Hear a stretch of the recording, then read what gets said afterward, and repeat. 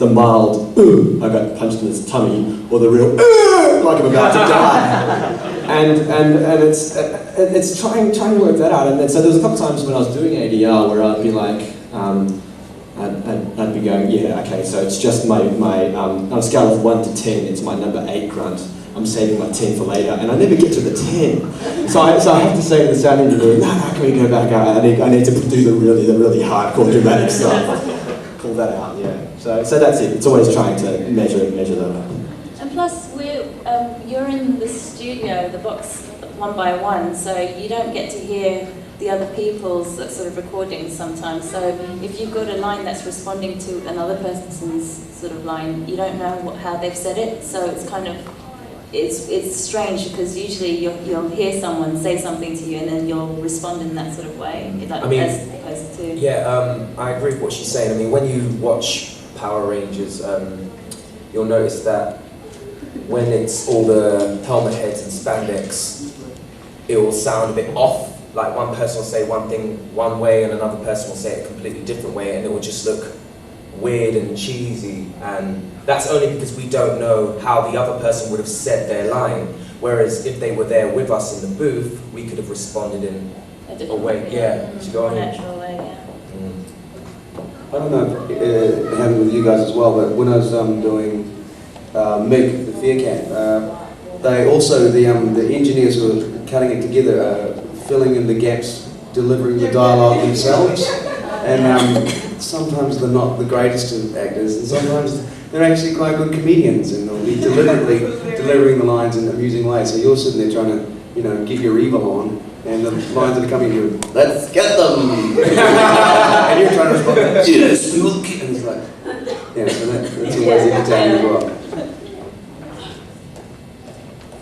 Yes. I see people looking at this point. Any fun?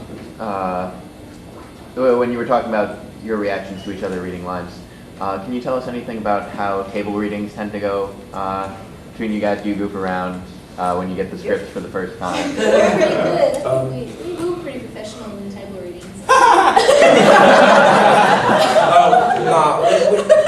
We'll be honest, we used to have jokes with the scripts, We were alright for like the first couple Yeah, of for the first couple of weeks. I didn't finish my sentence. But then what was the episode where everyone had to say, what was it like? It was like, yeah. We all just say it like it's about 29. Oh yeah, and that word here is spelled H-I-Y-A, so it's like, hiya, oh, yeah. So friendly in the middle of the fight. Yeah. The funniest is when who was it? Someone came in to play, I think, somebody completely different, and then ended up playing a Fear Cat because some of them had people who hadn't been cast, just reading other parts. And he played, I think, one of the Fear Cats as Sean Connery. So he was like, oh! It was Matt. It was Matt from SPD. Oh, was it Matt? Was it? Yeah. He was like, oh, Red Ranger, it's time for me to go. I didn't say that. It went through a slightly degenerative process as well, I think, throughout the season. Like, at the start, you're full of beans and you're really enthusiastic, so you go, Overdrive, accelerate! And by the end of the season, you kind of just go, Overdrive, accelerate. Dwayne Cameron actually is not here with the funniest. He just didn't have any sort of like reverence for it at all. He just get in and read lines ridiculously. He's great on set. Yeah. So it's like having an accent mess with your reading the lines sometimes? Someone was saying before that when we actually read the lines, it's hard to say it in our normal accent. Like, to try to just go over the lines just for the sake of learning them, I think we all tend to go straight into the American accent. Yeah.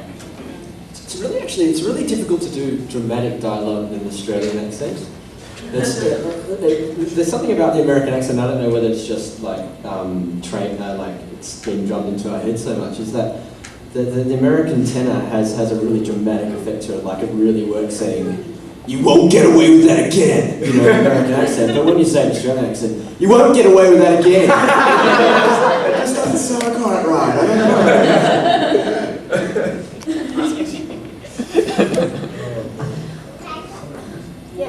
Was it hard for you guys to like talk with an American accent? No, not really. No. We had a dialect coach there, so we got some help if we struggled with some words. But I think it's easier for us than it is for you guys to talk in Australian accents, right? So we hear it all the time, hear American Yeah. America's like. TV and films, you know, you've been listening to it all your life pretty much. Yeah. And like I think I mentioned earlier, as an actor in this industry, you get so many sort of American sort of scripts where they want you to show that you can do it, that it's kind of something that you need to have as a skill, that you can switch to an American accent if they require you to.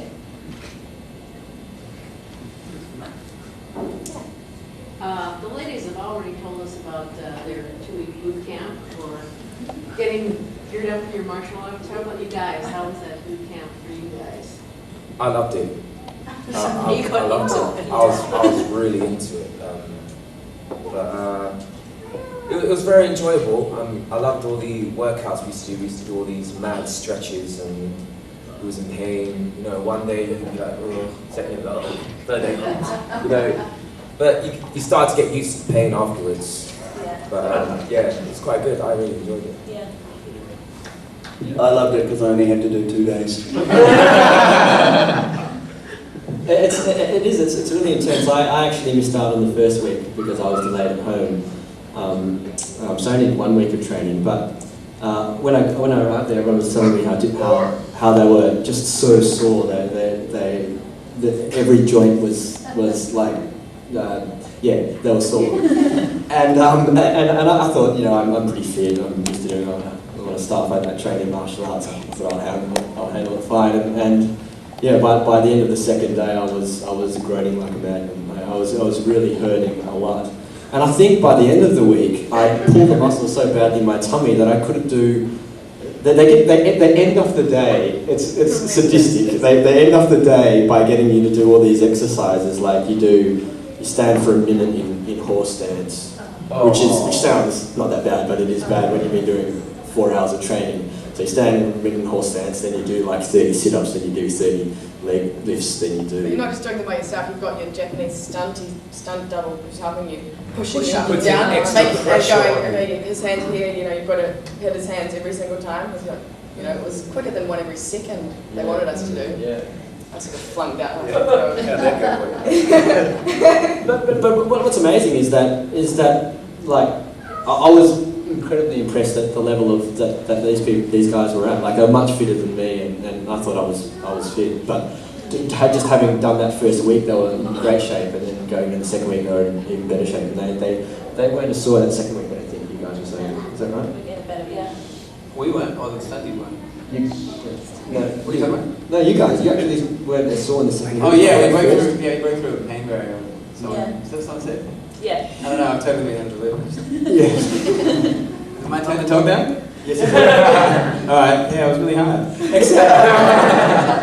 No, I had like crazy. I had to go and get tiger balm and do tiger balm pretty much everywhere because I hadn't done any physical exercise in a while before Rangers, so it was a shock to the system. Yeah. Oh, did Rhoda tell you about the hernia she got? The what? Salt? You're making fun of me now. I didn't get a hernia, but I thought I did.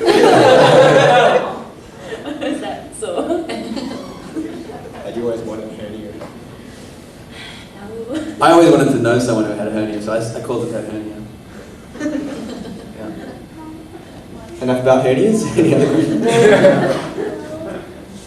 Yes. I just have a question for all the Rangers. I've noticed walking around the con that not everybody managed to get sort of the morphing actual action.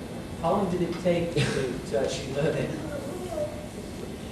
We was pretty messed up first, guys.